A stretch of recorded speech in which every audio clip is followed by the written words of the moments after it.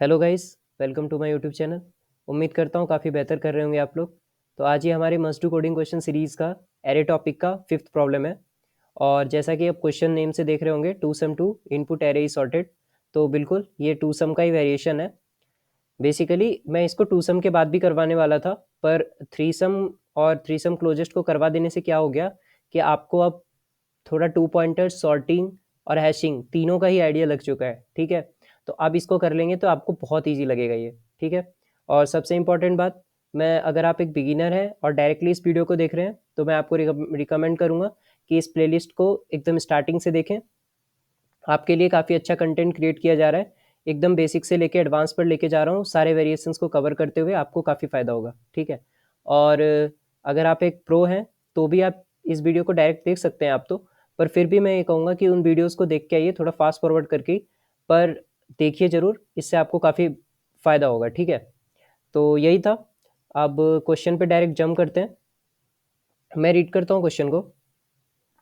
Given a one indexed array of integers numbers that is already sorted in non-decreasing order, find two numbers such that they add up to a specific target number.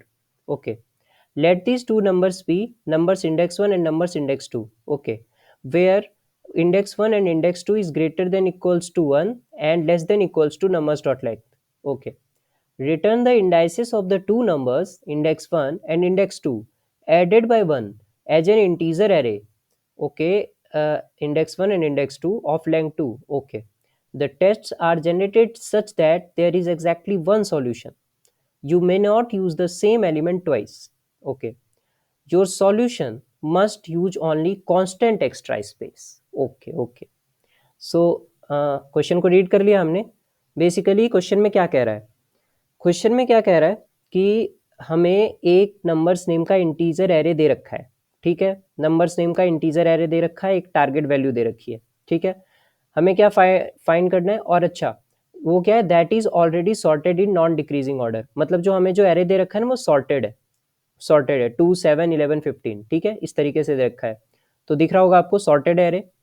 Find two numbers such that they add up to a specific target number. तो वही to some वाली बात है जो हम करते थे कि हमें दो नंबर बताना है फाइंड करके जिसका जो है टारगेट सम के इक्वल हो। ठीक है, उन दोनों के पोजीशंस को रिटर्न करना है। ठीक है, और कैसे रिटर्न करना है, क्या लिखा है, return the indices of the two numbers index 1 and index 2 added by 1।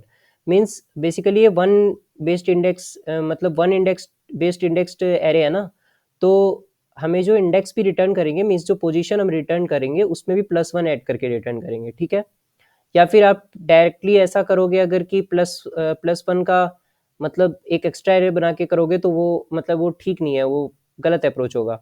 तो हम डायरेक्टली क्या करेंगे, हम इंडेक्स को नॉर्मली जैसे एरे में फाइंड करते हैं वैसे ही फाइंड करेंगे, उसके बाद हम +1 करके आंसर को रिटर्न करेंगे, वो ज़्यादा बेहतर रहेगा। ठीक है, उम्मीद करता हूँ समझ रहे होंगे आप लोग। और बाकी वही बात लिखी है, you may not use the same element wise. इस सब पे बात हम डिस्कस कर चुके हैं कि खुद के साथ ही खुद पेयर नहीं बनाएगा। और दूसरी बात, और हमें जो है जो भी हमें इनपुट दिया जाएगा उसका एग्जैक्टली वन सॉल्यूशन हमें मिलेगा ही मिलेगा। ठीक है, और यहाँ पे जो सबसे मेन बात है वो है your solution must use only constant extra space. Okay, तो हमें क्या करना है कि ऐसा सॉल्यूशन लिख के दिखाना है जो कांस्टेंट एक्स्ट्रा स्पेस का हो, मतलब कोई भी एक्स्ट्रा स्पेस ना यूज कर रहे हो। हमने जब टू सेम वाला प्रॉब्लम किया था वहाँ क्या किया था, वहाँ पे पहले तो नॉर्मल ब्रूट फोर्स अप्रोच लगाया था हमने, पेयर्स को टू फॉर लूप से फाइंड किया था, ओ एन स्क्वायर का कॉम्प्लेक्सिटी का हमने कोड लिखा था। ठीक है, उस वो जो था हमारा ब्रूट फोर्स अप्रोच था। ऑप्टिमाइज करने के लिए हमने क्या किया था, हमने हैश मैप का यूज़ किया था, एक एक्स्ट्रा स्पेस यूज़ किया था ऑर्डर ऑफ एन का, आपको अगर याद हो तो। ठीक है, पर यहाँ क्या लिख दिया है क्वेश्चन में, your solution must use only constant extra space. समझ रहे हैं आप लोग, तो हमें जो है यहाँ पे ऐसा कोड लिख के दिखाना है जो कि कांस्टेंट एक्स्ट्रा स्पेस में लिखा गया हो। मतलब उस बार तो उन लोगों ने हमें ये कह दिया था कि चलो भाई कि तुम बस इतना करके दिखाओ, फॉलो अप में वहाँ क्या लिखा हुआ था, ओ एन स्क्वायर सॉल्यूशन से कम का ला के दिखा दो तुम हमें। ठीक है, तो वो तो हमने कर दिखाया था, वो तो हमने कर दिखाया था कि ओ एन में हमने मतलब टाइम कॉम्प्लेक्सिटी को भी ओ एन कर दिया था और स्पेस कॉम्प्लेक्सिटी को भी ओ एन कर दिया था। ठीक है, हैश मैप का यूज करके, हैशिंग का यूज करके। रुको मैं लिख देता हूँ, टू सम में हमने ब्रूट फोर्स किया था उसका time complexity order of N square, और स्पेस कॉम्प्लेक्सिटी हमारा ऑर्डर ऑफ 1 था, कांस्टेंट स्पेस था। ठीक है, उसके बाद इसका जो ऑप्टिमल था उसमें क्या था, time complexity order of N, और स्पेस कॉम्प्लेक्सिटी वो भी ऑर्डर ऑफ एन। अब हमें क्या कह रहा है करने के लिए, बात वही कह रहा है कि दो एलिमेंट्स फाइंड करके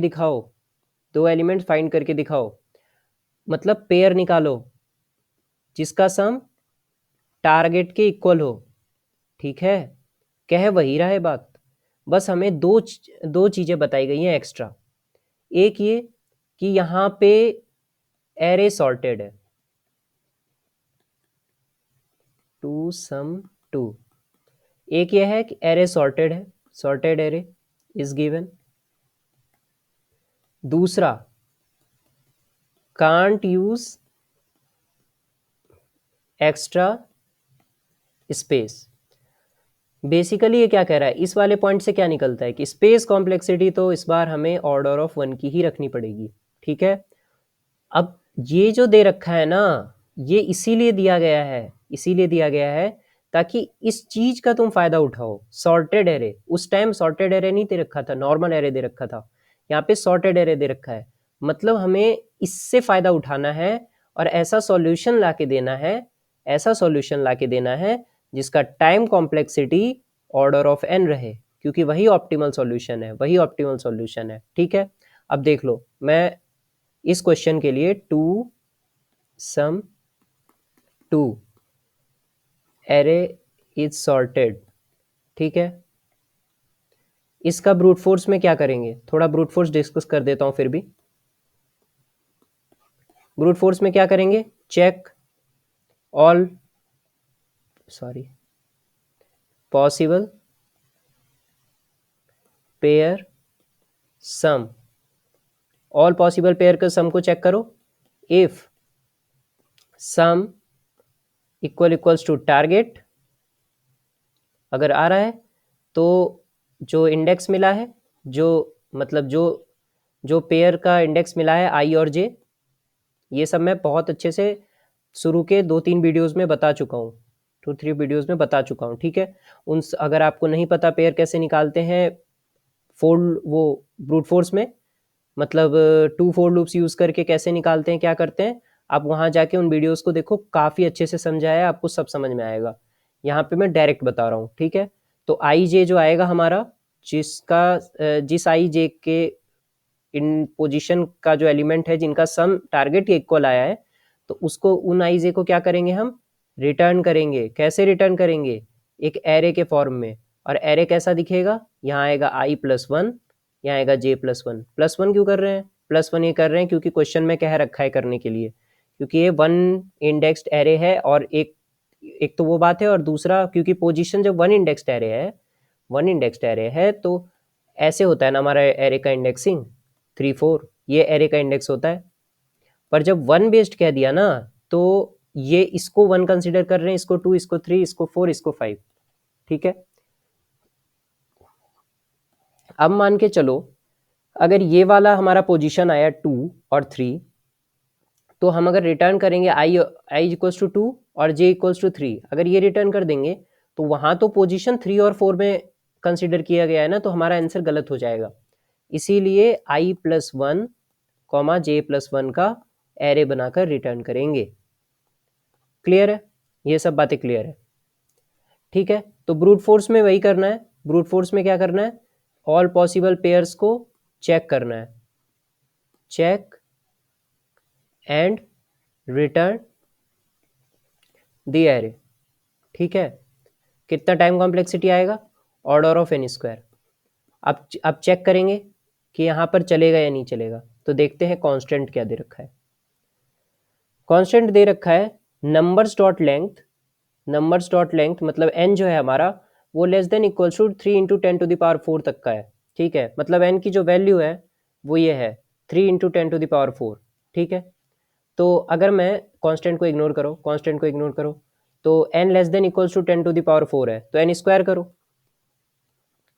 n इंटू एन 10⁴ इंटू 10⁴ 4 4 8। ठीक है, ये क्या है, ग्रेटर देन 10⁷ है। कायदे से नहीं चलना चाहिए, नहीं चलना चाहिए, क्या देना चाहिए, TLE। पर ये देखना, ये लेकिन मैंने देखा है, ऑब्जर्व किया है, पिछली बार भी हमने एक बार ऑब्जर्व किया था कि लीड कोड जो है 10⁸ को परमिट कर दे रहा है, 10⁸ को परमिट कर दे रहा है। तो ये क्वेश्चन, ये हमारा कोड जो है ब्रूट फोर्स कोड चल जाएगा, ब्रूट फोर्स कोड क्या होगा, चल जाएगा। ठीक है, पर ये गुड सॉल्यूशन नहीं है, गुड सॉल्यूशन नहीं है। क्या है ये, ब्रूट फोर्स सॉल्यूशन है और ये है और नॉट ऑप्टिमाइज्ड है। ठीक है, फिर भी मैं सबके लिए एक बार कोड करके दिखा देता हूँ। ठीक है, बेसिकली क्या है, int n equals to numbers dot length. N में मैंने एरे के लेंथ को रख लिया। ठीक है, अब दो लूप लगाएंगे, for int i equals to 0, i less than n, i plus plus, for int j equals to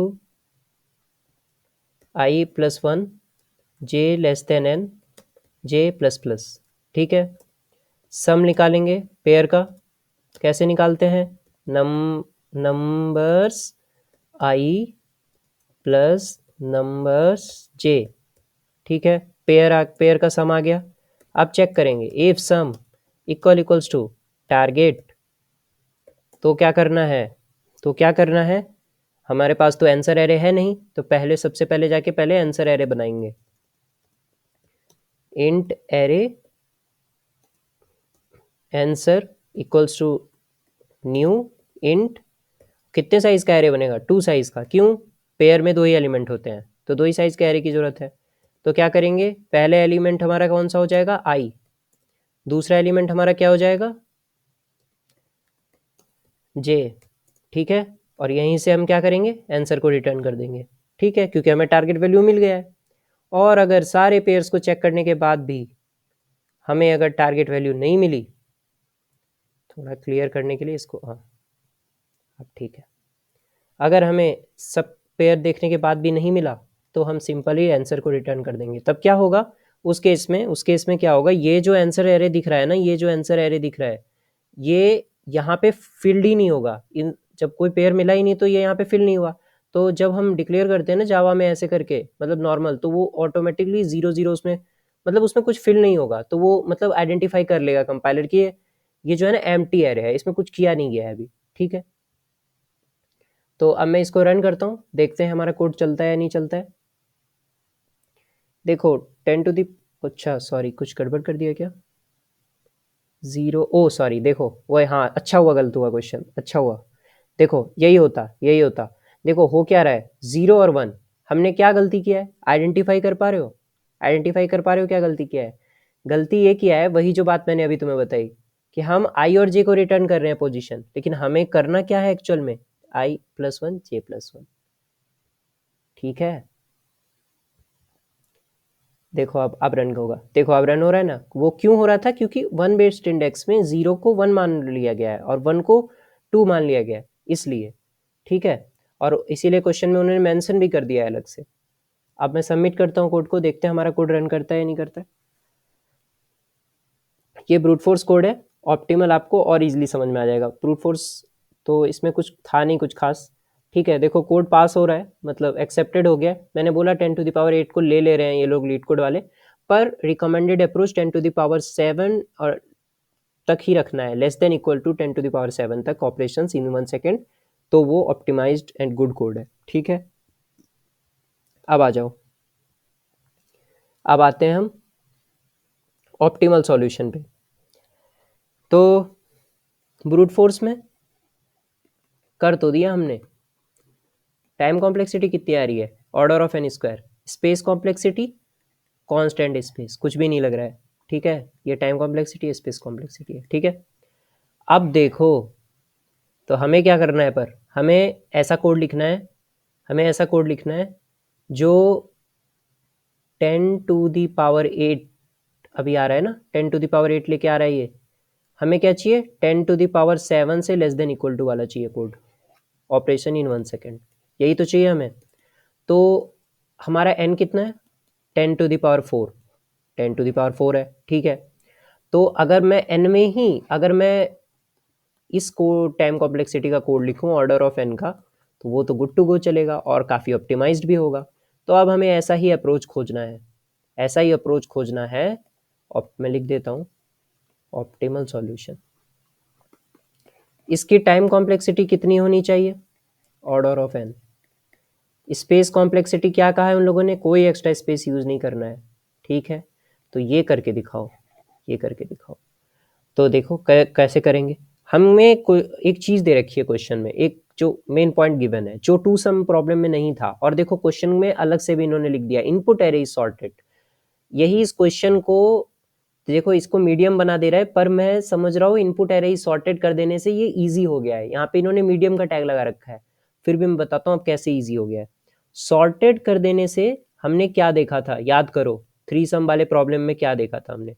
three सम में हमने क्या देखा था, जब मैं इसको एक्सप्लेन कर रहा था कि हम जो है जब टाइम कॉम्प्लेक्सिटी में वहाँ 3 फोर लूप लग रहा था, 3 फोर लूप लग रहा था ब्रूट फोर्स में, तो इन दोनों को एलिमिनेट करने के लिए हम क्या यूज़ कर रहे थे, two pointers, two pointers use कर रहे थे। और टू पॉइंटर्स को यूज़ करने के लिए शर्त क्या है, शर्त क्या है टू पॉइंटर्स को यूज़ करने के लिए, कि अगर एक पॉइंटर आई है दूसरा पॉइंटर जे है, तो दोनों जिस भी डायरेक्शन में, अगर ये इस डायरेक्शन में चल रहा है, इस डायरेक्शन में चल रहा है, तो इस डायरेक्शन में ये एक टाइप का काम करे, एक टाइप का काम करे, पर्टिकुलर काम करे, का काम करे, ठीक है। और अगर ये इस डायरेक्शन में चल रहा है तो ये इस डायरेक्शन में वैसा ही काम करे, ठीक है। मान लो अगर आई इस डायरेक्शन में चल चल के इस डायरेक्शन में चल रहा है और हर बार वैल्यू बढ़ रही है, तो बहुत अच्छी बात है। और अगर जे इस डायरेक्शन में चल रहा है और हर बार वैल्यू माइनस हो रही है, ठीक है, तो दोनों क्या कर रहे हैं, एक टाइप का काम कर रहे हैं। ये बढ़ा रहा है, आई वाला जो पॉइंटर ये बढ़ा रहा है वैल्यू को, जे वाला पॉइंटर कम कर रहा है वैल्यू को। तो टू पॉइंटर्स के लिए शर्त क्या है, शर्त यही है कि दोनों पॉइंटर जो है, अगर दोनों अपोजिट डायरेक्शन में हमने रखे हैं, तो एक जो है ऐसे चले, एक ऐसे चले। मतलब क्या है कि एक पर्टिकुलर सीक्वेंस फॉलो हो, बढ़ रहा है तो बढ़ता ही जाए और घट रहा है तो घटता जाए। समझ रहे हो बात को। ऐसा नहीं है होना चाहिए कि पहले घट रहा था अब अचानक बढ़ गया, ऐसा नहीं है। मतलब ऐसे आ रहा है कुछ वैल्यू, मान लो 4 3 2, अब अचानक 9 आ गया, देखो वैल्यू बढ़ गया। तो नहीं, वैसा टू पॉइंटर में नहीं करना होता है, ठीक है। टू पॉइंटर काम नहीं करेगा फिर वहां पे, दोनों अपोजिट डायरेक्शन में हैं तो उनको एक टाइप का पर्टिकुलर वर्क करना है, तभी हम टू पॉइंटर्स को अप्लाई करके फायदा उठा पाएंगे उसका, ठीक है। हम एक ऐसा सिचुएशन क्रिएट कर देंगे कि एक वैल्यू को कम करेगा, एक वैल्यू को बढ़ाएगा। तो हम बेसिकली क्या कर रहे हैं, जो बीच का टारगेट पॉइंट है, बीच का टारगेट पॉइंट एक क्या कर रहा है, कम कर रहा है, एक क्या कर रहा है, कम कर रहा है। मान लो ये आई है, छोड़ो, तो ये आई क्या कर रहा है, बढ़ा रहा है वैल्यू को। मान लो मेरा यहाँ टारगेट है, ठीक है, ये इधर पुश कर करके लेके आ रहा है टारगेट को, ठीक है। और एक इधर से है, ये जे है, ये माइनस करता जा रहा है टारगेट को, माइनस कर करके टारगेट के क्लोज क्लोज क्लोज, जितना क्लोज आया जा सकता है आता जा रहा है, आता जा रहा है, आता जा रहा है, ठीक है। तो इसके लिए इन दोनों का क्या होना जरूरी है, इन दोनों के लिए एक शर्त है, इन दोनों को एक टाइप का पैटर्न फॉलो करना पड़ेगा, एक टाइप का पैटर्न फॉलो करना पड़ेगा, ठीक है।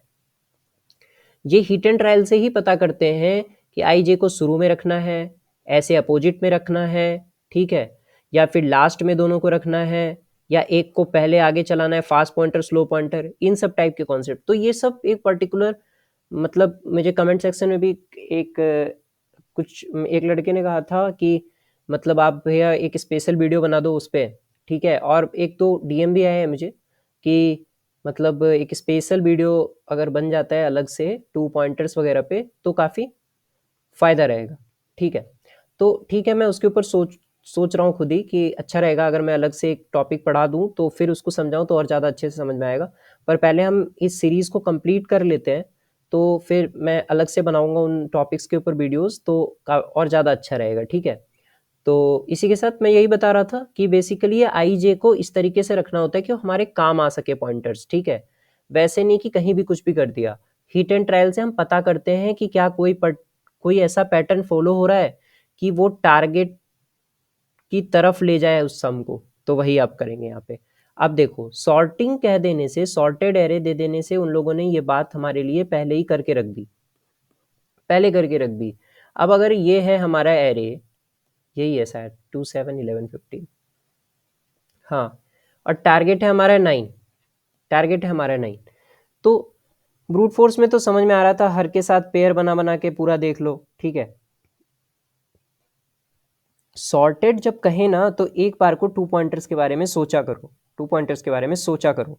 मैं ही नहीं कह रहा हूँ लगेगा नहीं लगेगा, पर सोचना है, एक बार को रिकमेंडेशन है कि सोचना है, समझ रहे हो? सोच के देखो क्या कर सकते हैं ऐसा कुछ। तो मैं यहाँ आई रखता हूँ, यहाँ जे रखता हूँ, ठीक है। अब 2 और 15 का सम कितना आएगा? 15 + 2 कितना आएगा? 17 आएगा। 17 क्या है हमारे टारगेट से? ये टारगेट है, 17 हमारे टारगेट से बड़ा है, ठीक है। तो मैं यहाँ लिखता हूँ ये 9 है हमारा टारगेट, 17 कहीं इधर आ रहा होगा, इससे ज़्यादा है। तो 17 को अगर मेरे को 9 के क्लोज लाना है तो क्या करना पड़ेगा? जे को माइनस माइनस करना पड़ेगा, मतलब इस विंडो को श्रिंक करना पड़ेगा, ठीक है। देखो मेरा आया, कितना आया? 2 + 15 = 17, ठीक है। टारगेट है हमारा 9, सॉरी, टारगेट है हमारा 9। तो ये जो टारगेट है, ये जो टारगेट है 17 कहीं यहाँ पर है, ठीक है। तो जे इधर है, 15 यहाँ पर था, 2 7 11 और आई हमारा यहाँ पे था, ठीक है। ये आया है वैल्यू, ये आया है वैल्यू 17। अब 17 देखो, ये एरे है, इसको अलग रखो, ये 17 है वैल्यू। तो अब 17 को 9 की तरफ आने के लिए इधर आना पड़ेगा ना, मतलब राइट से लेफ्ट की तरफ आना पड़ेगा, राइट से लेफ्ट की तरफ आना पड़ेगा। तो राइट से लेफ्ट जब वो आएगा तो क्या होगा उसके साथ? उसकी वैल्यू कम होगी, वो माइनस होगा। ये माइनस माइनस पैटर्न वाला काम कौन सा पॉइंटर करता है? माइनस माइनस पॉइंट करने वाला काम जे पॉइंटर करता है, जे पॉइंटर। तो हम क्या करेंगे? सिंपली जे माइनस माइनस। तो बात ये लिखने की हुई, इफ सम हमारा टारगेट से कम आ जाए तो जे माइनस माइनस, ठीक है। और अगर, अब देखते हैं, आगे चलते हैं। अब जे हमारा यहाँ पर है, ठीक है, यहाँ से हट गया, अब जे माइनस माइनस हो गया। 11 और 2 क्या होता है? 13, 13, ठीक है। तो 13 फिर से 9 से बड़ा है, तो फिर और कम करने के लिए जे को फिर माइनस करेंगे, ठीक है। तो यही वाला चलेगा। और अब क्या है? 2 + 7 = 9, 2 + 7 = 9, ठीक है। तो अब तो टारगेट सब मिल ही गया, तो एरे में पोजीशन को जैसे कर रहे थे अभी, एरे में डाल के उसको रिटर्न कर देंगे, वो तो बात ही अलग है। वो तो डायरेक्ट मिल ही गया टारगेट हमें, अब तो कोई कुछ करना ही नहीं है आगे कोड में। अगर मान लो यहाँ पे 8 होता इस एरे में, तो पहले जे यहाँ ना आकर के यहाँ आता, ठीक है ना। जे यहाँ ना आकर के यहाँ आता, अच्छा सॉरी सॉरी, फिर तो यही हो जाएगा। अच्छा रुको, क्या ले सकते हैं हम? 5 ले लो, 5 ले लो, हाँ ठीक है 5। अब देखो, अब जब जे यहाँ आया तो 5 2 हो कितना आएगा? 7, 7 लेस देन होता है 9 से, 7 लेस देन होता है 9 से। अब 7 इधर है, 9 इधर है, 7 को 9 के क्लोज जाने के लिए अपनी वैल्यू को बढ़ाना होगा, बढ़ाने का काम आई पॉइंटर करता है। तो जब सम ये यहाँ पे ग्रेटर देन है, सॉरी, जब सम टारगेट वैल्यू से कम आ जाए, जैसा आ रहा है 7 लेस देन आ रहा है 9 के, तब बढ़ाना पड़ेगा हमें वैल्यू को आई प्लस प्लस, आई प्लस प्लस।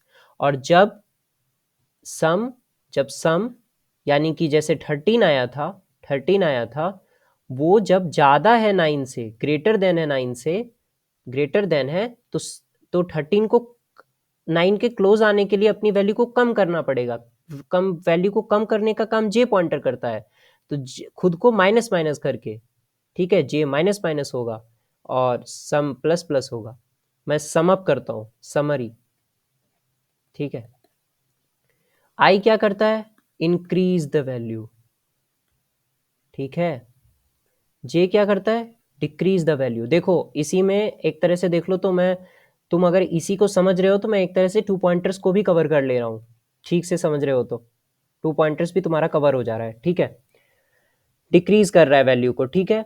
तो अब जैसे मेरा टारगेट 9 है, ठीक है, मेरा सम आता है 13। 13 क्या है, 9 से ग्रेटर देन है, सम ग्रेटर देन आया टारगेट से, ठीक है। इस सम को, ये जो 13 हमारा सम आया है, इसको 9 के क्लोज आने के लिए क्या करना पड़ेगा, खुद की वैल्यू को माइनस करना पड़ेगा, घटाना पड़ेगा खुद की वैल्यू को।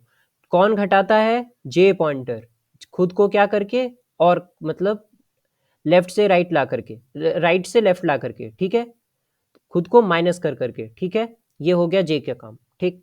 अब अगर मान लो 7 होता हमारा सम, ठीक है, 7 क्या है, लेस देन 9, लेस देन 9, ठीक है। तो सम लेस देन टारगेट, इस सम को, ये जो सम आया है 7, इसको 9 बनने के लिए क्या करना पड़ेगा, खुद की वैल्यू को बढ़ाना पड़ेगा, इंक्रीज करना पड़ेगा वैल्यू को। ये काम कौन करता है, आई। कैसे करता है, खुद को बढ़ा बढ़ा के, आई प्लस प्लस, ठीक है। और अगर टारगेट के इक्वल ही आ जाता है तो सिंपल रिटर्न करेंगे। बस यही 3 चीज है, बस यही 3 चीज, और कुछ भी नहीं करना है इस क्वेश्चन में, ठीक है। तो बेसिकली हमने सॉर्टिंग का फायदा उठाया, सॉर्टिंग का फायदा उठाया। क्या किया हमने, फायदा कैसे उठाया, हमने 2 पॉइंटर्स यूज किया, हमने 2 पॉइंटर्स यूज किया, ठीक है। अब हमारा कोड का टाइम कॉम्प्लेक्सिटी कितना हो जाएगा, ऑर्डर ऑफ n, और कोई स्पेस एक्स्ट्रा यूज किया, क्या नहीं किया, order of 1 space complexity. Time complexity order of n कैसे हो रहा है, तो वो ऐसे हो रहा है 2 7 11 15, ये एरे था, ये आई है यहाँ पे, ये जे है, ठीक है। मैंने बताया था कि हमेशा जब चलाते हैं लूप तो आई से लेस देन जे चलाते हैं, आई से लेस देन जे चलाते हैं, क्योंकि अगर ये दोनों क्रॉस कर जाएंगे एक दूसरे को, मान लो जे यहाँ आ जाएगा, आई यहाँ आ जाएगा, ठीक है, क्रॉस कर गए, तो फिर से एक पेयर जिनको हम देख चुके थे, मान लो 7 + 11 पहले देख चुके हैं, अब हम दोबारा से क्या देखने लगेंगे, 11 + 7, तो दोबारा आगे क्रॉस करवाने का कोई फायदा नहीं होता है, वो गलत है, वो गलत है, वो नहीं करना है। तो आई लेस देन जे पर होगा। पर फिर भी देखो हो क्या रहा है, पर्टिकुलरली ये हो रहा है कि आई लेस देन जे लिखा तो है, ठीक है, तो पर हो क्या रहा है, हम कंसीडर जो है, हम चल जो है पूरे एरे पर ही रहे हैं, पूरे एरे पर ही रहे हैं। पहले ये एलिमेंट कंसीडर हुआ, फिर ये हुआ, फिर ये हुआ, ठीक है। और मान लो अगर आई आई ही चलता तो पहले ये आगे होता, फिर ये होता, ये होता, तो मतलब एक ट्रावर्सल तो हो ही रहा है, 1 ट्रावर्सल हो रहा है, ठीक है। तो सिर्फ वही टाइम कॉम्प्लेक्सिटी में ऐड हो रहा है, ऑर्डर ऑफ n, ठीक है। अगर एरे सॉर्टेड नहीं दिया रहता तब हमें पहले सॉर्ट करते, तब उस केस में ओ एन लॉग एन लग जाता, तब उसके बाद ये अप्लाई होता। लेकिन एरे सॉर्टेड दे रखा है तो सिंपल ऑर्डर ऑफ एन लगेगा टाइम कॉम्प्लेक्सिटी, ठीक है। उम्मीद करता हूँ समझ में आ गया होगा आप लोगों को। अब जल्दी से कोड आउट कर लेते हैं, कोड करने में कुछ नहीं है, सिंपल है। देखो मैं क्या करूँगा, ये जो दोनों फोर लूप हैं जो हमारे टाइम कॉम्प्लेक्सिटी को बढ़ा रहे थे, इनको यहाँ से हटा दूंगा, ठीक, बिल्कुल, इसको हटा दो, इसको भी हटा दो, ठीक है।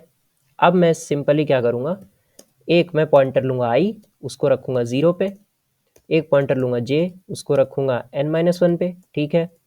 वाइल लूप लगाऊँगा, वाइल आई लेस देन जे, ठीक है। उसके बाद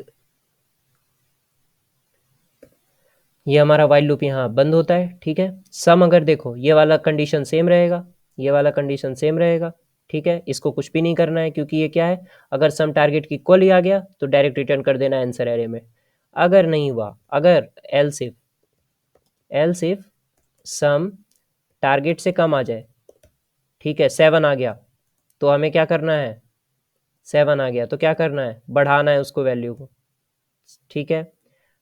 और अगर एल्स इफ सम जो है ग्रेटर देन आ गया टारगेट के, 13 आ गया, 9 था हमारा टारगेट, तो क्या करते थे, उसकी वैल्यू को कम करना है। कम कौन करता है, जे पॉइंटर, जे माइनस माइनस। अगर हम दूसरा वाला एल्स इफ नहीं भी लिखते, डायरेक्ट एल्स करके जे माइनस माइनस करते तो भी कोड चल जाता। ऐसा मत समझना कि ये कोड वैसे नहीं होगा वैसे नहीं होगा, या इतना वो लिखने की बिगिनर्स के लिए सिंपल करके लिखता हूँ। ठीक है, ये देखो तीनों टेस्ट केसेस पास हो रहे हैं, तीनों टेस्ट केसेस पास हो रहे हैं। और अब मैं इसको सबमिट करता हूँ, देखते हैं हमारा कोड रन करता है या नहीं सक्सेसफुली। और देखो मस्त चल गया हमारा कोड, सारे के सारे टेस्ट केसेस पास हैं। तो बस यही था इस क्वेश्चन में। ब्रूट फोर्स में ऑल पेयर्स को चेक करो, और इसमें जो है सॉर्टेड एरे है तो 2 पॉइंटर्स यूज़ करके क्वेश्चन को सॉल्व कर दो।